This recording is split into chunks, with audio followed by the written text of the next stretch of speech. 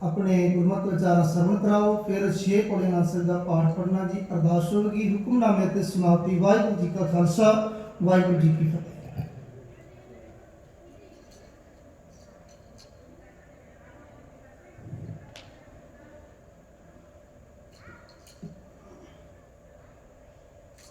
ਧੰਨ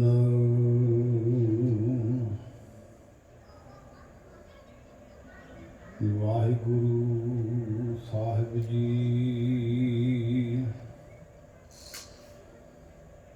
ਜਾਗ ਲਿਹੋ ਰੇ ਮਨਾ, ਜਾਗ ਲਿਹੋ,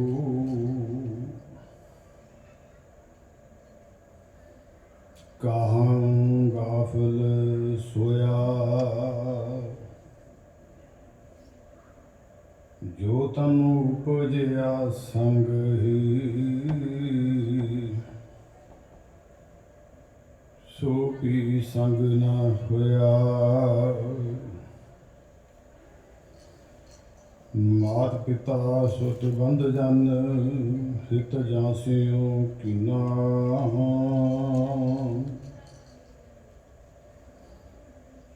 ਜਿਉ ਛੁਟਿਓ ਜਬ ਦੇਹ ਤੇ,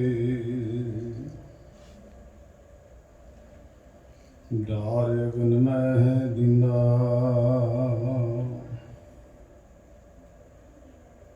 जीवत लो व्यवहार है, जग को तुम जानो,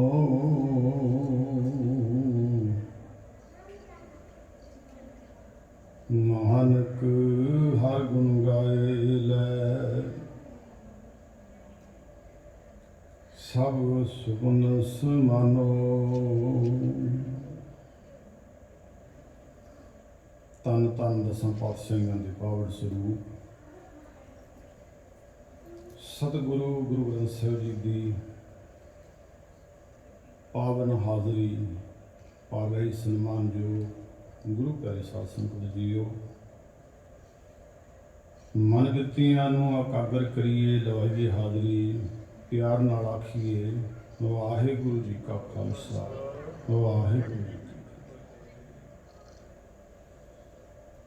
सतगुरां ने इस जगत जलंदे नूं ठारन वास्ते हर समय जिथे इस संसार का भला कीता है, नाल जागरूक भी कीता है। बड़ा तरस बड़ा बड़ा विशाल हिरदा गुरु नानक पातशाह जी की प्यार वाली जोत है, जिन्हां दे हर तिहार नूं सिख संगतां प्रबंधकां दे सहयोग नाल, संगतां दे सहयोग नाल गुरु घरां विच मनाया जांदा है, भय और अदब नूं मुख रख करके। माता नानकी जी अते पिता गुरु हरगोबिंद साहिब जी, जिन्हां दे गृह विखे सतगुरु गुरु तेग बहादुर पातशाह जी प्रकाशमान श्री अमृतसर शहर की धरती विच होए। अज उन्हां दा शहीदी दिहाड़ा मनाया जा रहा है। उन्हां दी दित्ती महान अदुੱਤੀ शहादत नूं मुख रख के जिन्हां ने इतनी निमरता, इतना प्यार जिहड़ा है वो जीवन विच धारण कीता सी, वो अपनी शहीदी दे करके तपदी हुई इस लिकाई नूं अपनियां रगां दा, अपने जिस्म दा खून पा के शांत कर गए। पातशाह जी दा प्रकाश 5 अप्रैल 1621 ਨੂੰ श्री अमृतसर साहब विखे हुए। ਸਾਹਿਬ श्री गुरु हरगोबिंद साहब जी के 5 पुत्र, एक पुत्री सी बीबी हीरो जी, गुरु तेग बहादुर पातशाह जी, बाबा गुरदित्ता जी, बाबा सूरजमल जी, बाबा टल राय जी, बाबा अणी राय जी, बीबी वीरो जी, ਸ਼ਾਂਤੀ ਦੇ ਪੁੰਜ ਗੁਰੂ ਤੇਗ ਬਹਾਦਰ ਪਾਤਸ਼ਾਹ ਜੀ ਕੁਛ ਸਮਾਂ ਬਾਬੇ ਬਕਾਲੇ ਦੀ ਧਰਤੀ ਦੇ ਵਿੱਚ ਇਕਾਂਤ ਚਿੱਤ ਜਾਗ ਰਾਜੇ ਜਦੋਂ ਸਾਹਿਬ ਸ੍ਰੀ ਗੁਰੂ ਹਰਗੋਬਿੰਦ ਸਾਹਿਬ ਜੀ ਜੋਤੀ ਜੋਤ ਸਮਾ ਗਏ ਸਨ। ਕਿਉਂਕਿ ਗੁਰਤਾ ਗੱਦੀ ਪੀੜ੍ਹੀ ਦਰ ਚਲਦੀ ਚਲਦੀ ਗੁਰੂ ਹਰ ਰਾਏ ਸਾਹਿਬ ਤੋਂ ਗੁਰੂ ਹਰਕ੍ਰਿਸ਼ਨ ਸਾਹਿਬ ਕੋਲ ਚਲੇ ਗਈ ਸੀ। ਇਹ ਗੁਰਤਾ ਗੱਦੀ ਪੋਤੇ ਤੋਂ ਦਾਦੇ ਵਾਲੇ ਬੰਨੇ ਇੱਕ ਹੀ ਇਸ਼ਾਰੇ ਦੇ ਨਾਲ ਬਾਬਾ ਬਕਾਲਾ ਕਹਿ ਕੇ 8ਵੇਂ ਬਾਲਾ ਪ੍ਰੀਤਮ ਸਾਹਿਬ ਸ੍ਰੀ ਗੁਰੂ ਹਰਕ੍ਰਿਸ਼ਨ ਸਾਹਿਬ ਜੀ ਜੋਤੀ ਜੋਤ ਦਿੱਲੀ ਦੇ ਵਿੱਚ ਉਸ ਵਾਲੇ ਸਮੇਂ ਨੂੰ ਤੱਕਦਿਆਂ ਹੋਇਆਂ ਬੜੀ ਕੁਰਬਲਤਾ ਵਾਲੀ ਜ਼ਿੰਦਗੀ ਦਿੱਲੀ ਦੇ ਲੋਕਾਂ ਦੀ ਹੋ ਚੁੱਕੀ ਸੀ, ਜਿਸ ਨੂੰ ਚੇਚਕ ਦੀ ਬਿਮਾਰੀ ਦਾ ਨਾਂ ਦਿੱਤਾ ਗਿਆ ਸੀ। ਉਹ ਸਾਰਾ ਦੁੱਖ ਸਤਿਗੁਰਾਂ ਨੇ ਆਪਣੇ ਜਿਸਮ ਸਰੀਰ ਤੇ ਲੈ ਕੇ ਨਾਲ ਹੋਰ ਵੀ ਇੱਕ ਖੇਡ ਸੀ, ਵਿਗੜੀ ਹੋਈ ਭੜਕੀ ਹੋਈ ਆਤਮਾ ਉਸ ਵੇਲੇ ਤਖਤ ਦਿੱਲੀ ਤੇ ਬਿਰਾਜਮਾਨ ਬਾਦਸ਼ਾਹ ਔਰੰਗਜ਼ੇਬ ਸੀ, ਜਿਸ ਨੇ ਮਨ ਵਿੱਚ ਖੋਟ ਰੱਖ ਕਰਕੇ ਬਾਲਾ ਪ੍ਰੀਤਮ ਸਾਹਿਬ ਸ੍ਰੀ ਗੁਰੂ ਹਰਕ੍ਰਿਸ਼ਨ ਸਾਹਿਬ ਨੂੰ ਬੁਲਾਇਆ ਸੀ। ਪਹਿਲਾਂ ਰਾਮ ਰਾਏ ਨੂੰ ਕੁਝ ਹੀ ਸੋਚ ਨਾਲ, ਉਸ ਤੋਂ ਬਾਅਦ ਸਾਹਿਬ ਗੁਰੂ ਹਰਕ੍ਰਿਸ਼ਨ ਪਾਤਸ਼ਾਹ ਸਾਹਿਬ ਜੀ ਨੂੰ ਜੋਤੀ ਜੋਤ ਸਮਾਉਣ ਤੋਂ ਬਾਅਦ ਬਾਲਾ ਪ੍ਰੀਤਮ ਨੇ ਇਸ਼ਾਰਾ ਬਾਬੇ ਬਕਾਲਾ ਸਾਹਿਬ ਵੱਲ ਕੀਤਾ, ਜਿੱਥੇ ਸਾਹਿਬ ਗੁਰੂ ਤੇਗ ਬਹਾਦਰ ਪਾਤਸ਼ਾਹ ਜੀ ਆਪਣੀ ਮਾਤਾ ਨਾਨਕੀ ਜੀ ਦੇ ਨਾਲ, ਆਪਣੇ ਮਹਿਲਾ ਮਾਤਾ ਗੁਜਰ ਕੌਰ ਮਾਤਾ ਗੁਜਰੀ ਜੀ ਦੇ ਨਾਲ ਲੰਬਾ ਸਮਾਂ ਟਿਕੇ ਹੈ। ਬੜੀ ਕਮਾਲ ਦੀ ਉਹ ਖੇਡ ਸਾਹਮਣੇ ਆਉਂਦੀ ਹੈ ਕਿ ਬਾਬੇ ਬਕਾਲੇ ਦੇ ਵਿੱਚ ਇਤਿਹਾਸਕਾਰਾਂ ਨੇ ਆਪਣੀ ਸਮਝ ਮੁਤਾਬਕ ਉਸ ਖੋਜ ਨੂੰ ਅੱਗੇ ਰੱਖਦਿਆਂ ਕੁਝ ਬਚਨ ਬੜੇ ਕਮਾਲ ਦੇ ਆਖੇ ਨੇ। ਕਿ ਕਿਸੇ ਨੇ ਤੇ ਲਿਖਿਆ ਹੈ ਕਿ 26 ਸਾਲ 9 ਮਹੀਨੇ 13 ਦਿਨ, ਪਰ ਬਾਤੇ ਵਿਆਖਿਆਕਾਰ ਜਿਹੜੇ ਰਾਈਟਰ ਨੇ, ਸਮਝਦਾਰ ਨੇ, ਉਹਨਾਂ ਦੇ ਮੂੰਹ ਚੋਂ ਨਿਕਲੇ ਹੋਏ ਬੋਲ ਆਪਾਂ ਕਿਉਂ ਨਾ ਸਾਂਝੇ ਕਰੀਏ ਕਿ ਗੁਰੂ ਸਾਹਿਬ ਦੀ ਤਾਂ ਅਗੰਮੀ ਜੋਤ ਧੁਰੋਂ ਹੀ ਆਏ ਸਨ। ਜਿੱਥੇ ਉਹ ਆਪ ਬੰਦਗੀ ਕਰਦੇ ਸਨ, ਬੰਦਗੀ ਦੇ ਨਾਲ ਨਾਲ ਉਹ ਕੋਈ ਆਉਣ ਵਾਲੇ ਭਿਆਨਕ ਸਮੇਂ ਦਾ ਟਾਕਰਾ ਕਰਨ ਵਾਸਤੇ ਵੀ ਇਕਾਂਤ ਚਿੱਤ ਵਿੱਚ ਬੈਠ ਕੇ ਵੇਟ ਕਰ ਰਹੇ ਸਨ। ਵਿਗੜੀ ਹੋਈ ਭੜਕੀ ਹੋਈ ਉਸ ਵੇਲੇ ਦੇ ਬਾਦਸ਼ਾਹ ਜੀ ਦੀ ਜਿਹੜੀ ਆਤਮਾ ਜੋ ਕੋ ਕਰਮ ਉੱਤੇ ਟੱਕਰੀ ਹੋਈ ਸੀ, ਕੇਵਲ ਕਿ ਉਹਨੂੰ ਤਾਤਾ ਇਸਲਾਮ ਦਾ ਹੀ ਲੱਗਾ ਹੋਇਆ ਸੀ, ਉਸ ਸਮੇਂ ਦੀ ਵੇਟ ਪਾਤਸ਼ਾਹ ਸਾਹਿਬ ਸ੍ਰੀ ਗੁਰੂ ਤੇਗ ਬਹਾਦਰ ਸਾਹਿਬ ਜੀ ਕਰ ਰਹੇ ਸਨ। ਸਮਾਂ ਆਇਆ, ਵਕਤ ਬਦਲਿਆ। ਇੱਕ ਵਪਾਰੀ ਧਨਾੜ, ਜਿਸ ਨੂੰ ਅਸੀਂ ਸਤਿਕਾਰ ਨਾਲ ਮੱਖਣ ਸ਼ਾਹ ਲਿਵਾਣਾ ਜੀ ਕਹਿੰਦੇ, ਉਹ ਆਪਣੀ ਸ਼ਰਧਾ ਨੂੰ ਲੈ ਕੇ ਪੁੱਛਦਾ ਪਛਾਉਂਦਾ ਬਾਬੇ ਬਕਾਲੇ ਪਹੁੰਚਦਾ ਹੈ। ਉੱਥੇ ਪਹਿਲਾਂ ਬਹੁਤ ਰੌਲਾ ਪੈ ਚੁੱਕਾ ਸੀ, ਹੋਰ 22 ਮੰਜੀਆਂ ਸੋਢੀਆਂ ਨੇ ਲਾਈਆਂ ਹੋਈਆਂ ਸੀ, ਪਰ ਸਿਰ ਉੱਤੇ ਇੱਕ ਮੱਖਣ ਸ਼ਾਹ ਜੀ ਦੇ ਇੱਕ ਬੋਝ ਸੀ। ਜਦੋਂ ਬੋਝ ਹੁੰਦਾ ਹੈ ਤੇ ਮਨੁੱਖ ਸਿਰ ਨੀਵਾਂ ਕਰਦਾ ਹੈ। ਉਸ ਬੋਝ ਨੂੰ ਹੌਲਿਆ ਕਰਨ ਵਾਸਤੇ ਅਸੀਂ ਵੀ ਇੱਥੇ ਸਿਰ ਨੀਵਾਂ ਕੀਤਾ, ਮੱਥਾ ਟੇਕਿਆ, ਮੱਥਾ ਸਿਰ ਨੀਵੇਂ ਕਰਨ ਦਾ। ਉਹਨੇ ਬਾਈਆਂ ਦੇ ਅੱਗੇ ਆਪਣਾ ਸਿਰ ਨੀਵਾਂ ਕੀਤਾ ਹੈ, ਦਸ਼ਨਾ ਰੱਖੀ ਹੈ, ਪਰ ਸਿਰ ਦਾ ਜਿਹੜਾ ਬੋਝ ਸੀ ਨਾ ਉਹ ਹੋਰ ਵਧਿਆ, ਤਸੱਲੀ ਨਹੀਂ ਹੋਈ। ਜਿੰਨਾ ਚਿਰ ਕਿਸੇ ਦੀ ਤਸੱਲੀ ਨਹੀਂ ਹੁੰਦੀ, ਉਹ ਮਾਨਸਿਕ ਤੌਰ ਉੱਤੇ, ਆਤਮਿਕ ਤਲ ਦੇ ਉੱਤੇ ਆਪਣੇ ਆਪ ਤੇ ਬੋਝ ਮਹਿਸੂਸ ਕਰਦਾ ਹੈ, ਭਾਰਾ।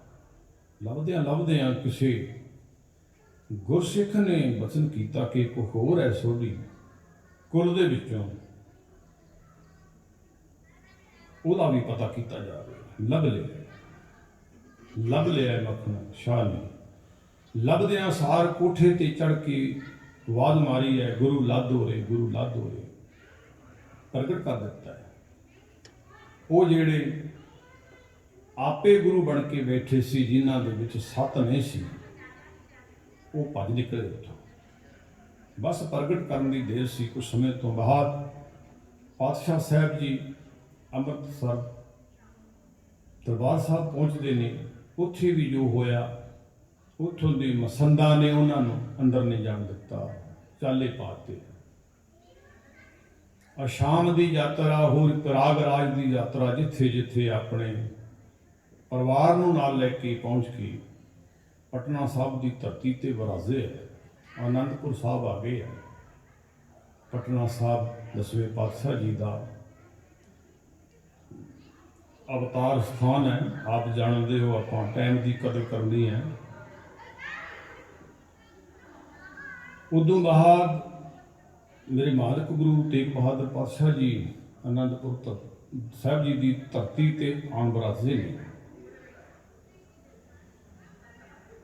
ਉਸ ਵੇਲੇ ਬਾਦਸ਼ਾਹ ਔਰੰਗਜ਼ੇਬ ਦੀ ਜਿਹੜੀ ਤਲਵਾਰ ਹੈ ਉਹ ਬਹੁਤ ਤੇਜ਼ ਹੋ ਚੁੱਕੀ ਸੀ। ਉਸ ਦੀ ਰਫ਼ਤਾਰ ਬਹੁਤ ਜ਼ਿਆਦਾ ਵੱਧ ਚੁੱਕੀ ਸੀ। ਉਹ ਕਿਸੇ ਫਕੀਰ ਨੂੰ ਨਹੀਂ ਸੀ ਬਖਸ਼ਦਾ, ਕਿਸੇ ਆਮ ਲੋਕ ਨੂੰ ਸੀ ਬਖਸ਼ਦਾ। ਇੱਕੋ ਹੀ ਉਸ ਦਾ ਬੋਲ ਸੀ, ਜਾਂ ਇਸਲਾਮ ਦਾ ਧਾਰਨੀ ਹੋ ਜਾ, ਜਾਂ ਮਰਨ ਵਾਸਤੇ ਤਿਆਰ ਹੋ ਜਾ। ਐਸੀ ਆਵਾਜ਼ ਨੂੰ ਉਸਨੇ ਬਹੁਤ ਆਪਣੇ ਅਹਿਲਕਾਰਾਂ ਦੇ ਤੱਕ ਪਹੁੰਚਾਇਆ ਤੇ ਇਹ ਵੱਡਾ ਕੱਟੀ ਧਰਮ ਦੇ ਨਾਂ ਤੇ, ਇਸਲਾਮ ਦੇ ਨਾਂ ਤੇ, ਰੱਬ ਦੇ ਨਾਂ ਤੇ ਉਸਨੇ ਸ਼ੁਰੂ ਕੀਤੀ। ਅੱਜ ਵੀ ਹੈ, ਅੱਜ ਵੀ ਬਹੁਤ ਕੁਛ ਹੈ। ਸਰਮਦ ਵਰਗੇ ਫਕੀਰਾਂ ਨੂੰ ਵੀ ਉਸਨੇ ਨਹੀਂ ਬਖਸ਼ਿਆ। ਆਪ ਸੁੰਨੀ ਮੁਸਲਮਾਨ ਸੀ, ਉਹਨੇ ਸਰਮਦ ਵਰਗੇ ਫਕੀਰਾਂ ਨੂੰ ਵੀ ਮਾਰ ਗਿਰਾਇਆ। ਹਾਹਾਕਾਰ ਮਚਿਆ। ਬਹੁਤ ਜ਼ਿਆਦਾ ਮੁਸਲਮਾਨ ਜਿਹੜੇ ਸਨ ਉਹ ਵੀ ਬਗਾਵਤ ਕਰ ਰਹੇ ਸੀ, ਪਰ ਕਿਸੇ ਦੀ ਪੇਸ਼ ਨਹੀਂ ਸੀ ਜਾਂਦੀ। ਜਿਵੇਂ ਅੱਜ ਵੀ ਧਿਆਨ ਲੈ ਜਾਈਏ, ਅੱਜ ਵੀ ਉਸੇ ਤਖਤ ਤੇ ਕੋਈ ਔਰੰਗਜ਼ੇਬ ਦੀ ਆਤਮਾ ਹੁਣ ਬੈਠੀ ਹੈ। ਇਸੇ ਤਰ੍ਹਾਂ ਵੱਡਾ ਕਾਫਲਾ ਉਦੋਂ ਵੀ ਬਣ ਗਿਆ ਸੀ। ਪਾਪ ਕੀ ਜੰਜ ਲੈ ਕਾਬਲੋਂ ਧਾਇਆ, ਜੋਰੀ ਮੰਗੇ ਦਾਨ ਵੇ ਵਾਲਾ ਲੋ ਵਾਲੀ ਖੇਡ ਉਦੋਂ ਵੀ ਬਣ ਗਈ ਸੀ। ਜ਼ੋਰ ਜ਼ੁਲਮ ਨੇ ਬੜੀ ਰਫ਼ਤਾਰ ਪਕੜੀ ਹੋਈ ਸੀ। ਸਾਹਿਬ ਸ੍ਰੀ ਗੁਰੂ ਤੇਗ ਬਹਾਦਰ ਪਾਤਸ਼ਾਹ ਸਾਹਿਬ ਜੀ ਆਨੰਦਾਂ ਦੀ ਧਰਤੀ ਤੇ ਆਨੰਦਪੁਰ ਸਾਹਿਬ ਵਿਰਾਜੇ ਨੇ। ਉਸ ਵੇਲੇ ਉਮਰ ਪਾਤਸ਼ਾਹ ਸਾਹਿਬ ਸ੍ਰੀ ਗੁਰੂ ਗੋਬਿੰਦ ਸਿੰਘ ਸਾਹਿਬ ਜੀ ਦੀ 9 ਵਰਸ ਦੀ ਦੱਸੀ ਜਾਂਦੀ ਹੈ। ਇਹ ਜਿਹੜੇ 5 ਥਾਵਾਂ ਤੋਂ ਮੋਹਤਬਾਰ ਪੰਡਤ ਸਨ, ਜਿਹੜੇ ਆਪਣੇ ਪ੍ਰਚਾਰਕ ਸਥਾਨਾਂ ਤੋਂ ਭੱਜ ਕੇ ਜਾਨਾਂ ਬਚਾ ਕੇ ਇਕੱਠੇ ਹੋ ਕੇ ਕੁਝ ਜਾਨ ਬਚਾਉਣ ਦੀ ਸੋਚਦੇ ਸਨ, ਹਿੰਦੂ ਧਰਮ ਨੂੰ ਬਚਾਉਣ ਵਾਸਤੇ ਕਿ ਇਸ ਦੀ ਜੜ ਬਚੀ ਰਹਿ ਜੇ, ਗੁਰਮਤਿ ਕਰ ਰਹੇ ਸਨ। ਪਰ ਕਿਸੇ ਬੰਨਿਓ ਵੀ ਇਹਨਾਂ ਦੀ ਕੋਈ ਬਾਂਹ ਫੜਨ ਵਾਲਾ ਇਹਨਾਂ ਨੂੰ ਨਜ਼ਰ ਨਹੀਂ ਆਇਆ। ਇਹ ਚਲਦਿਆਂ ਕੇਦਾਰਨਾਥ, ਬਦਰੀਨਾਥ, ਪੁਰੀ ਦਵਾਰਕਾ, ਕਾਂਸ਼ੀ, ਮਥੁਰਾ ਦੇ ਲੋਕ ਸਨ। ਇਹਨਾਂ ਦੇ ਹਿੰਦੂਆਂ ਦੇ ਤੀਰਥ ਜਿਹੜੇ ਆ, ਇੱਥੋਂ ਹਿੰਦੂ ਤਿਆਰ ਕੀਤੇ ਜਾਂਦੇ ਸੀ। ਜਿਵੇਂ ਆਪ ਥੋੜ੍ਹਾ ਜਿਹਾ ਧਿਆਨ ਸੱਚਖੰਡ ਸ੍ਰੀ ਹਰਿਮੰਦਰ ਸਾਹਿਬ ਲੈ ਜਾਈਏ ਜਾਂ 5 ਤਖਤਾਂ ਤੇ ਲੈ ਜਾਈਏ, ਇੱਥੇ ਇਹ ਸਿੱਖਾਂ ਦੇ ਕੇਂਦਰ ਥਾਂ ਨੇ। ਜੇ 1984 ਦੇ ਵਿੱਚ ਵੀ ਸਿੱਖਾਂ ਉੱਤੇ ਉਸ ਵੇਲੇ ਦੀ ਹਕੂਮਤ ਨੇ ਕੁਛ ਕੀਤਾ ਹੈ ਤੇ ਸਿੱਖੀ ਦੇ ਸੋਮੇ ਉੱਤੇ ਅਟੈਕ ਵੱਡਾ ਕੀਤਾ ਹੈ ਕਿ ਇੱਥੋਂ ਸਿੱਖ ਪੈਦਾ ਹੁੰਦੇ ਨੇ। ਉਸ ਵੇਲੇ ਦੀ ਹਕੂਮਤ ਨੇ ਹਿੰਦੂਆਂ ਦੇ ਇਹਨਾਂ ਸਥਾਨਾਂ ਦੇ ਉੱਤੇ ਅਟੈਕ ਕੀਤਾ ਹੈ ਕਿ ਇਹਨਾਂ ਦੇ ਜਿੱਥੋਂ ਸੋਮੇ ਨਿਕਲਦੇ ਨੇ, ਜਿੱਥੋਂ ਹਿੰਦੂ ਪੈਦਾ ਕੀਤਾ ਜਾਂਦਾ ਹੈ, ਉਹ ਸੋਮਿਆਂ ਦੇ ਉੱਤੇ ਕਾਬੂ ਪਾਓ, ਬਾਕੀਆਂ ਨੂੰ ਬਾਅਦ ਵਿੱਚ ਪਕੜ ਲਵਾਂਗੇ। ਇਹੋ ਕੁਛ ਹੋਇਆ 1984 ਵਿੱਚ ਹੋਇਆ। ਤੇ ਉਦੋਂ ਬਾਅਦ ਵੀ ਉਸ ਸਮੇਂ ਦੀ ਸਰਕਾਰ ਨੇ ਅੱਜ ਤੱਕ ਗੁਨਾਹੀ ਜਾਂ ਬੇਗੁਨਾਹੀ ਦੀ ਪਛਾਣ ਨਹੀਂ ਕੀਤੀ। ਅੱਜ ਤੱਕ ਵੀ ਉਹ ਹੀ ਕਾਪਾ ਚੱਲ ਰਿਹਾ ਹੈ। ਸਿੱਖੋ ਤੁਹਾਡੇ ਸਿਰ ਤੇ। ਮੈਂ ਉਧਰ ਨਹੀਂ ਜਾਣਾ, ਥੋੜਾ ਜਿਹਾ ਝਲਕੀ ਹੈ। ਇਹ ਬ੍ਰਾਹਮਣ ਸਾਰੇ ਇਕੱਠੇ ਹੋ ਕੇ ਕਸ਼ਮੀਰ ਦੀ ਧਰਤੀ ਤੇ ਜਾਂਦੇ ਹੈ। ਉੱਥੋਂ ਇੱਕ ਗੁਰੂ ਨਾਨਕ ਪਾਤਸ਼ਾਹ ਜੀ ਦਾ ਵਰਸਾਇਆ ਹੋਇਆ ਪ੍ਰਚਾਰਕ ਕਿਰਪਾ ਰਾਮ ਦੇ ਕੋਲ ਜਾ ਕੇ ਉਹਨੂੰ ਸਾਰਾ ਹਾਲ ਦੱਸਦੇ ਨੇ। ਜਿਵੇਂ ਲੱਦਾ ਪਰਪਕਾਰੀ ਸੱਤੇ ਤੇ ਬਲਵੰਡੇ ਨੂੰ ਲੈ ਕੇ ਗੁਰੂ ਦੇ ਦਰ ਤੇ ਪੇਸ਼ ਹੋਇਆ ਸੀ, ਇਸੇ ਤਰ੍ਹਾਂ ਕਿਰਪਾ ਰਾਮ ਸਿੱਖ ਗੁਰੂ ਨਾਨਕ ਪਾਤਸ਼ਾਹ ਜੀ ਦੇ ਦਰ ਦਾ ਪ੍ਰਚਾਰ ਕੇ ਇਹਨਾਂ ਨੂੰ ਲੈ ਕੇ ਆਇਆ ਹੈ। ਫਰਿਆਦ ਕੀਤੀ ਹੈ। ਇਹਨਾਂ ਦੀ ਦਸ਼ਾ ਬੜੀ ਵਿਗੜੀ ਹੋਈ ਸੀ ਇਹਨਾਂ ਬ੍ਰਾਹਮਣਾਂ ਦੀ। ਨਾਲ ਹੋਰ ਸੀ 16 ਕੁ ਲੋਕ ਗਿਣਤੀ ਵਿੱਚ। ਸਾਨੂੰ ਇਤਿਹਾਸੋਂ ਪਤਾ ਲੱਗਦਾ ਹੈ ਕਿ ਮੋਹਤਬਾਰ ਲੋਕ ਸੀ ਤੇ ਹੋਰ ਵੀ ਲੋਕ ਜਿਹੜੇ ਨੇ ਨਾਲ ਸੀ। ਇਸ ਤਰ੍ਹਾਂ ਸੰਗਤ ਵਿੱਚ ਗੁਰੂ ਤੇਗ ਬਹਾਦਰ ਪਾਤਸ਼ਾਹ ਜੀ ਤੇ ਗੋਬਿੰਦ ਰਾਏ 10ਵੇਂ ਪਾਤਸ਼ਾਹ ਜੀ ਨੰਨੀ ਉਮਰ 'ਚ ਬੈਠੇ ਨੇ। ਲੋਕਾਂ ਵੇਖਿਆ ਹੈ। ਇਤਿਹਾਸਕਾਰ ਲਿਖਦੇ ਨੇ ਕਿ ਇਹਨਾਂ ਦੀ ਦਸ਼ਾ ਜਿਹੜੀ ਬੜੀ ਡਰਾਉਣੀ ਸੀ, ਡਰੇ ਹੋਏ ਸੀ। ਮੌਤ ਦਾ ਡਰ ਬੜਾ ਇੱਕ ਵੱਖਰਾ ਡਰ ਹੈ। ਵੈਸੇ ਤਾਂ ਸਾਨੂੰ ਡਰ ਕਿਸੇ ਨਾ ਕਿਸੇ ਚੀਜ਼ ਦਾ ਬਣਿਆ ਰਹਿੰਦਾ ਹੈ, ਧਨ ਦਾ, ਦੌਲਤ ਦਾ, ਇੱਜ਼ਤ ਦਾ, ਪਰ ਉਹ ਡਰ ਮੌਤ ਦਾ ਸੀ ਕਿ ਜਦੋਂ ਵੀ ਅਸੀਂ ਇਹਨਾਂ ਦੇ ਅੜਿੱਕੇ ਵਿੱਚ ਆ ਗਏ ਸਾਡਾ ਸਿਰ ਧੜ ਨਾਲੋਂ ਵੱਖਰਾ ਹੋ ਜਾਣਾ। ਬਹੁਤ ਤਿੱਖੀ ਤਲਵਾਰ, ਬੜੀ ਤੇਜ਼ ਤੇ ਰਫ਼ਤਾਰ ਨਾਲ ਦਿੱਲੀ ਦੇ ਤਖਤ ਤੋਂ ਚੱਲੀ ਹੋਈ ਤਲਵਾਰ ਨੇ ਬਹੁਤ ਜ਼ਿਆਦਾ ਵਿਕਾਸ ਕਰ ਲਿਆ ਸੀ। ਗੁਰੂ ਸਾਹਿਬ ਜੀ ਨੂੰ ਸਾਰੀ ਗੱਲ ਦੱਸੀ। ਦੱਸਣ ਤੋਂ ਬਾਅਦ ਗੁਰੂ ਸਾਹਿਬ ਜੀ ਕੁਛ ਅੰਤਰ ਧਿਆਨ ਹੋਏ ਕਿ ਜਿਸ ਸਮੇਂ ਦੀ ਉਡੀਕ ਗੁਰੂ ਤੇਗ ਬਹਾਦਰ ਪਾਤਸ਼ਾਹ ਬਾਬੇ ਬਕਾਲੇ ਵਿੱਚ ਬੈਠ ਕੇ ਕਰਦੇ ਸੀ, ਉਹਦੀ ਵਿਚਾਰ ਕਰਨ ਲੱਗੇ ਕਿ ਉਹ ਸਮੇਂ ਦੀ ਵਿੜ ਸੀ, ਉਹ ਸਮਾਂ ਆ ਗਿਆ। ਉਹ ਸਮਾਂ ਆ ਗਿਆ। ਗੋਬਿੰਦ ਰਾਏ ਗੁਰੂ ਗੋਬਿੰਦ ਸਿੰਘ ਜੀ ਨੇ ਪਿਤਾ ਨੂੰ ਪੁੱਛਿਆ, ਪਿਤਾ ਜੀ ਇਹ ਡਰੇ ਹੋਏ ਭਿਆਨਕ ਡਰਾਉਣੀਆਂ ਸ਼ਕਲਾਂ ਲੈ ਕੇ ਕੰਬਦੇ ਹੋਏ ਗੁਰੂ ਨਾਨਕ ਦੇ ਸਾਹਿਬ ਜੀ ਦੇ ਦਰ ਤੇ ਆਏ ਨੇ ਤੇ ਕੀ ਹੋਣਾ ਚਾਹੀਦਾ ਹੈ? ਗੁਰੂ ਸਾਹਿਬ ਜੀ ਨੇ ਪਿਆਰ ਨਾਲ ਕਿਹਾ, ਪੁੱਤਰ ਲੱਗੀ ਹੋਈ ਅੱਗ ਮੱਚ ਰਹੇ ਭਾਂਬੜ ਕਹਿਰ ਜ਼ੁਲਮ ਦੇ ਜਿਹੜੇ ਹੈ, ਇਹਨੂੰ ਕਿਸੇ ਮਹਾਨ ਪੁਰਸ਼ ਦੇ, ਮਹਾਤਮਾ ਦੇ, ਸਾਧੂ ਦੇ, ਬੰਦਗੀ ਵਾਲੇ ਦੇ, ਜੀਵਨ ਵਾਲੇ ਦੇ ਬਲੀਦਾਨ ਦੀ ਲੋੜ ਹੈ। ਉਹਦੀਆਂ ਨਿਕਲਾ ਹੋਇਆ ਉਹਦੀਆਂ ਰਗਾਂ ਵਿੱਚ ਉਹ ਖੂਨ ਇਸ ਭਾਂਬੜ ਨੂੰ ਮੱਠਾ ਪਾ ਸਕਦਾ ਹੈ, ਬੁਝਾ ਸਕਦਾ ਹੈ ਬਿਨਾਂ ਸੋਚਣ ਤੋਂ। ਸਿੱਖੋ ਸਾਡੇ ਗੁਰੂ ਨੇ ਬਿਨਾਂ ਸੋਚਣ ਤੋਂ ਕਹਿਤਾ, ਪਿਤਾ ਜੀ ਆਪ ਜੀ ਵਰਗਾ ਹੋਰ ਮਹਾਤਮਾ, ਹੋਰ ਗੁਰੂ ਕਿਹੜਾ ਹੋ ਸਕਦਾ ਹੈ? ਕਿਹੜਾ ਹੋ ਸਕਦਾ? ਉਸੇ ਵੇਲੇ ਗੁਰੂ ਸਾਹਿਬ ਜੀ ਨਾਲ ਆਪਣੇ ਪਿਆਰੇ ਸਾਥੀਆਂ ਨੂੰ ਭਾਈ ਮਤੀ ਦਾਸ, ਭਾਈ ਸਤੀ ਦਾਸ, ਭਾਈ ਦਿਆਲਾ ਜੀ, ਇਤਿਹਾਸਕਾਰ ਨੇ ਬਾਬਾ ਜੈਤਾ ਜੀ ਜੀਵਨ ਸਿੰਘ ਵੀ ਲਿਖਿਆ ਹੈ ਕਿ ਉੱਥੋਂ ਜਾ ਕੇ ਉਹਨਾਂ ਨੂੰ ਨਿਖੇੜ ਦਿੱਤਾ ਹੈ ਕਿ ਤੁਹਾਡੀ ਲੋੜ ਬਾਅਦ ਵਿੱਚ ਪਵੇਗੀ ਜਦੋਂ ਸਾਹਿਬ ਦਾ ਪਾਵਨ ਸੀਸ ਆਨੰਦਪੁਰ ਸਾਹਿਬ ਲੈ ਕੇ ਆਏ। ਸਾਨੂੰ ਬਹੁਤ ਕੁਝ ਮਿਲਦਾ ਹੈ। ਸ਼ਰਧਾਵਾਨ, ਗਿਆਨਵਾਨ ਸਾਡੇ ਇਤਿਹਾਸਕਾਰਾਂ ਨੇ ਸਾਨੂੰ ਬਹੁਤ ਸਾਡੀਆਂ ਝੋਲੀਆਂ ਭਰ ਦਿੱਤੀਆਂ, ਜਿੱਥੋਂ ਸਾਡੇ ਜੀਵਨ ਵਿੱਚ ਜਾਗਰੂਕਤਾ ਆਈ ਹੈ, ਜਿੱਥੋਂ ਅਸੀਂ ਸਮਝ ਸਕਦੇ ਹਾਂ।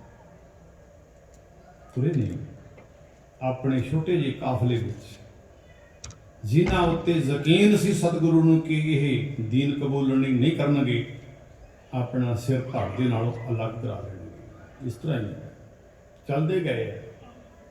ਆਗਰੇ ਦੇ ਲਾਗੇ ਇੱਕ ਮਾਈ ਥਾਨ ਗੁਰਦੁਆਰਾ ਸਾਹਿਬ ਆਉਂਦਾ ਹੈ। ਉੱਥੇ ਇੱਕ ਉਸ ਬੰਦੇ ਨੂੰ ਆਪਣੇ ਹੱਥ ਦੀ ਅੰਗੂਠੀ ਲਾ ਕੇ ਦਿੰਦੇ ਨੇ, ਉਹਦੇ ਉੱਤੇ ਮੋਹਰ ਗੁਰੂ ਨਾਨਕ ਸਾਹਿਬ ਦੇ ਨਾਮ ਦੀ ਲੱਗੀ ਸੀ ਕਿ ਪਤਾ ਲੱਗ ਜਾਵੇ। ਬਾਦਸ਼ਾਹ ਔਰੰਗਜ਼ੇਬ ਨੇ ਬੜਾ ਵੱਡਾ ਨਾਮ ਰੱਖਿਆ ਸੀ ਕਿ ਗੁਰੂ ਤੇਗ ਬਹਾਦਰ ਕਿਤੇ ਭੱਜ ਨਾ ਜਾਵੇ, ਤੁਰ ਤਾਂ ਪਿਆ, ਉੱਥੋਂ ਲੱਭਦਾ ਨਹੀਂ। ਇਹਨੂੰ ਜਿਹੜਾ ਗ੍ਰਿਫਤਾਰ ਕਰਵਾਊਗਾ ਉਹਨੂੰ ਮੂੰਹ ਮੰਗਿਆ ਨਾਮ ਦਿੱਤਾ ਜਾਊਗਾ। ਉਸ ਲੋੜਵੰਦ ਨੂੰ ਇੱਕ ਮੁੰਦੀ ਦਿੱਤੀ, ਹੱਥੋਂ ਲਾ ਕੇ ਕਿ ਜਾ ਕੇ ਵੇਚ ਕੇ ਜਦੋਂ ਵੇਚਣ ਜਾਵੇਗਾ ਗੁਰੂ ਨਾਨਕ ਸਾਹਿਬ ਦੀ ਮੋਹਰ ਲੱਗੀ, ਰੌਲਾ ਪੈ ਗਿਆ। ਦੱਸ ਵੀ ਐਸਾ ਹੀ ਇੱਕ ਗੁਰੂ ਨਾਨਕ ਸਾਹਿਬ ਜੀ ਦੇ ਚਰਨਾਂ ਨਾਲ ਪਿਆਰ ਕਰਨ ਵਾਲੀ ਮਾਂ ਨੇ ਕੁਝ ਵਸਤਰ ਤਿਆਰ ਕੀਤੇ ਸੀ। ਅਰਦਾਸ ਸੀ ਕਿ ਮੈਂ ਗੁਰੂ ਸਾਹਿਬ ਜੀ ਬਜ਼ੁਰਗਿਆਂ ਆ ਨਹੀਂ ਸਕਦੀ, ਇਹ ਪ੍ਰਵਾਨ ਕਰੋ। ਆਖਰੀ ਸਮੇਂ ਜਾਂਦਿਆਂ ਉਹ ਮਾਈ ਥਾਨ ਗੁਰਦੁਆਰਾ ਸਾਹਿਬ ਆਗਰੇ ਦੇ ਲਾਗੇ ਆ, ਉੱਥੇ ਜਦੋਂ ਗਏ ਆ, ਉਹ ਭਾਵਨਾ ਜਿਹੜੀ ਹੈ ਉਸ ਮਾਤਾ ਦੀ ਪੂਰੀ ਕੀਤੀ ਹੈ। ਉੱਥੋਂ ਗਿਰਫਤਾਰ ਵੀ ਹੁੰਦੇ ਨੇ ਮਾਈ ਥਾਨ ਗੁਰਦੁਆਰਾ ਸਾਹਿਬ। ਆਪ ਜੀ ਨੇ ਕਦੇ ਦਰਸ਼ਨ ਕੀਤੇ ਹੋਣਗੇ ਜਾਂ ਆਉਣ ਵਾਲੇ ਸਮੇਂ ਵਿੱਚ ਜ਼ਰੂਰ ਕਰਿਓ, ਜਿੱਥੇ ਸ਼ਹੀਦ ਗੁਰੂ ਤੇਗ ਬਹਾਦਰ ਪਾਤਸ਼ਾਹ ਰਹੱਸਮਈ ਜੀਵਨ ਵਾਲੇ ਪਾਤਸ਼ਾਹ ਗਿਰਫਤਾਰ ਹੋਏ ਨੇ। ਇਸੇ ਤਰ੍ਹਾਂ ਦਿੱਲੀ ਵਿੱਚ ਲਿਆਂਦੇ ਗਏ, ਕੈਦੀ ਬਣਾ ਕੇ ਬਾਦਸ਼ਾਹ ਦੇ ਪੇਸ਼ ਕੀਤਾ ਗਿਆ। ਇਸਲਾਮ ਦਾ ਹੀ ਅੱਗੇ ਵਰਕਾ ਪੜ੍ਹ ਕੇ ਸੁਣਾਇਆ ਕਿ ਇਸਲਾਮ ਧਾਰਨ ਕਰੋ ਨਹੀਂ ਤੇ ਮੌਤ ਕਬੂਲ ਕਰੋ। ਗੁਰੂ ਸਾਹਿਬ ਜੀ ਨੇ ਕਰੜੇ ਸ਼ਬਦਾਂ ਵਿੱਚ ਕਿਹਾ ਕਿ ਜੇ ਇਸਲਾਮ ਧਾਰਨੇ ਹੁੰਦੇ ਤੇ ਸਾਡਾ ਇੱਥੇ ਆਉਣ ਦਾ ਮਤਲਬ ਨਹੀਂ ਸੀ, ਉੱਥੇ ਹੀ ਧਾਰ ਲੈਂਦੇ। ਇੱਕ ਹੈਰਾਨਗੀ ਵਾਲੀ ਗੱਲ ਹੈ ਕਿ ਗੁਰੂ ਸਾਹਿਬ ਦਾ ਦੂਸਰੇ ਧਰਮ ਦੇ ਵਾਸਤੇ ਕੁਰਬਾਨ ਹੋਣਾ ਤੇ ਉਹ ਵੀ ਚੱਲ ਕੇ ਆਪ ਮੌਤ ਵਾਲੇ ਬੰਨੇ ਜਾਣਾ। ਲੋਕ ਮੌਤ ਵਾਲਾ ਰਾਹ ਤਿਆਗ ਦਿੰਦੇ ਨੇ ਕਿ ਇੱਧਰ ਖਤਰਾ ਹੈ, ਦੇਸ਼ ਛੱਡ ਦਿੰਦੇ ਨੇ, ਘਰ ਛੱਡ ਦਿੰਦੇ ਨੇ, ਨਾਮ ਬਦਲ ਲੈਂਦੇ ਨੇ, ਪੇਸ਼ ਬਦਲ ਲੈਂਦੇ, ਬੋਲੀ ਬਦਲ ਲੈਂਦੇ ਨੇ ਕਿ ਸਾਡੀ ਪਹਿਚਾਣ ਨਾ ਆਵੇ। ਮੇਰੇ ਸਤਿਗੁਰੂ ਦੇ ਪਿਆਰ ਵਾਲਿਓ, ਤੁਹਾਡਾ ਗੁਰੂ ਮੌਤ ਵਾਲੇ ਬੰਨੇ ਆਪ ਗਿਆ ਤੇ ਗਿਆ ਵੀ ਦੂਸਰੇ ਧਰਮ ਵਾਸਤੇ। ਕਿਉਂ? ਗੁਰੂ ਨਾਨਕ ਪਾਤਸ਼ਾਹ ਜੀ ਨੇ ਇਸ ਗੁਰੂ ਨਾਨਕ ਸਾਹਿਬ ਜੀ ਦੇ ਇਸ ਧਰਮ ਨੂੰ ਜਿਹਨੂੰ ਮਾਰਿਆ ਸਿੱਕਾ ਜਗਤ ਵਿੱਚ ਨਾਨਕ ਨਿਰਮਲ ਪੰਥ ਚਲਾਇਆ, ਆਪਣਾ ਪੰਥ ਵੱਖਰਾ ਕਰ ਲਿਆ ਸੀ। ਉਸੇ ਹੀ ਜਨੇਊ ਦੇ ਰਾਖੀ ਕਰਨ ਗਏ ਗੁਰੂ ਸਾਹਿਬ ਆਪਾ ਕੁਰਬਾਨ ਕਰਕੇ ਜਿਹੜਾ ਜਨੇਊ ਗੁਰੂ ਨਾਨਕ ਪਾਤਸ਼ਾਹ ਜੀ ਨੇ ਪੰਡਤ ਹਰਦਿਆਲ ਦੀ ਬਾਂਹ ਫੜ ਕੇ ਆਖਿਆ ਸੀ, ਇਹ ਮੈਂ ਨਹੀਂ ਪਾਉ, ਇਹਦੇ ਵਿੱਚ ਜੋ ਮੈਨੂੰ ਮਿਲਣਾ ਉਹ ਨਹੀਂ ਹੈਗਾ, ਤੈਨੂੰ ਤੇਰਾ ਜਨੇਊ ਮੁਬਾਰਕ ਹੋ। ਗੁਰੂ ਪਾਤਸ਼ਾਹ ਜੀ ਨੂੰ ਇਸਲਾਮ ਦੀ ਆਫਰ ਕੀਤੀ ਗਈ, ਜਾਨ ਬਖਸ਼ੀ ਜਾਣ ਦੀ ਕੀਤੀ ਗਈ, ਗੁਰੂ ਸਾਹਿਬ ਨੇ ਠੁਕਰਾ ਦਿੱਤਾ। ਨਹੀਂ, ਕਾਫੀ ਬਚਨ ਹੋਏ। ਉਸੇ ਵੇਲੇ ਕਾਜ਼ੀ ਨੇ ਫਤਵਾ ਸੁਣਾਇਆ, ਤਿੰਨਾਂ ਸਿੰਘਾਂ ਨੂੰ ਵੱਖਰੀ ਵੱਖਰੀ ਮੌਤ ਦਿੱਤੀ, ਸ਼ਹੀਦ ਕੀਤਾ, ਅੱਗ ਵਿੱਚ ਸਾੜ ਦਿੱਤਾ, ਰੋਜ਼ ਬੰਨ੍ਹ ਕੇ ਸਾੜ ਦਿੱਤਾ, ਆਰੇ ਨਾਲ ਚੀਰ ਦਿੱਤਾ। ਭਾਈ ਦਿਆਲੇ ਜੀ ਨੂੰ ਉੱਪਰਦੀ ਦੇਗ ਵਿੱਚ ਬਿਠਾ ਕੇ ਸ਼ਹੀਦ ਕਰ ਦਿੱਤਾ ਤੇ ਜਲਾਲੂਦੀਨ ਜ਼ਲਾਦ ਜਿਹਦੇ ਪੋਤਿਆਂ ਪਰਪੋਤੜਿਆਂ ਨੇ ਸਾਹਿਬਜ਼ਾਦਿਆਂ ਨੂੰ ਸਰਹੰਦ ਦੀਆਂ ਨੀਹਾਂ ਵਿੱਚ ਚੁਣਿਆ ਸੀ, ਉਹ ਜਲਾਲੂਦੀਨ ਜ਼ਲਾਦ ਨੇ ਤਲਵਾਰ ਕੱਢੀ। ਇੱਕ ਮੈਨੂੰ ਦੋ ਬੋਲ ਚੇਤੇ ਆ ਗਏ, ਕਿਸੇ ਕਵੀ ਨੇ ਬੜਾ ਫਰਮਾਇਆ ਕਿ ਉਹ ਜ਼ਲਾਦ ਜਦੋਂ ਤਲਵਾਰ ਦਾ ਵਾਰ ਕਰਨ ਲੱਗਾ ਹੈ ਗੁਰੂ ਸਾਹਿਬ ਜੀ ਦੇ ਸੀਸ ਤੇ ਗਰਦਨ ਤੇ, ਉਹਨੂੰ ਕੁਛ ਸ਼ੱਕ ਪਿਆ। ਕਵੀ ਦੀ ਕਲਪਨਾ, ਕਵੀ ਮੁੜ ਕੇ ਕਾਜ਼ੀ ਦੇ ਕੋਲ ਗਿਆ ਹੈ, ਜਾ ਕੇ ਕਾਜ਼ੀ ਨੂੰ ਆਖਦਾ ਹੈ, ਕਾਜ਼ੀ ਅੱਗੇ ਮੈਂ ਬੰਦੇ ਮਾਰਦਾ ਸਾਂ, ਤੇਰੇ ਫਤਵੇ ਨਾਲ ਅੱਜ ਮੈਂ ਰੱਬ ਨੂੰ ਮਾਰਨ ਲੱਗਾ, ਮੈਂ ਰੱਬ ਦਾ ਕਤਲ ਤੇਰੇ ਆਖਿਆਂ ਕਰਨ ਲੱਗਾ ਹੈ, ਪਰ ਅੱਜ ਹੁਕਮ ਹੈ ਸਰਕਾਰ ਦਾ, ਤੂੰ ਜੱਜ ਹੈ, ਅੱਜ ਮੈਂ ਕਰ ਦਿੰਦਾ। ਐਦੋਂ ਬਾਅਦ ਮੈਂ ਤਲਵਾਰ ਤੇਰੀ ਫੈਂਕ ਦਿਆਂਗਾ, ਛੱਡ ਦਿਆਂਗਾ, ਮੈਂ ਭੱਜ ਜਾਵਾਂਗਾ, ਮੈਂ ਕੋਈ ਕੰਮ ਕਰਕੇ ਖਾ ਲਵਾਂਗਾ, ਮੈਂ ਸਰਕਾਰ ਦੀ ਐਸੀ ਗੰਦੀ ਸੋਚ ਭ੍ਰਿਸ਼ਟੀ ਹੋਈ ਸਰਕਾਰ ਦੀ ਨੌਕਰੀ ਨਹੀਂ ਕਰੇਗਾ। ਮੈਂ ਜਲਾਦ ਮੈਂ ਕੀ ਜਾਣਾ, ਤੂੰ ਤੇ ਸੱਚਾ ਕਾਜੀ ਹੈ, ਮੈਂ ਉਜੂ ਕਦੇ ਸਾਜਿਆ ਨਹੀਂ, ਤੂੰ ਪੰਜੇ ਵਕਤ ਨਵਾਜ਼ੀ ਹੈ, ਕਾਫਰ ਕਾਫਰ ਕਹਿ ਕੇ ਸਭ ਤੇਰਾ ਹੀ ਪਾਇਆ ਡੰਗਾ ਏ, ਤੇਰੇ ਵਰਗਾ ਕਾਜੀ ਹੋਣ ਨਾਲੋਂ ਤਾਂ ਜ਼ਲਾਦ ਹੋਣਾ ਚੰਗਾ ਹੈ।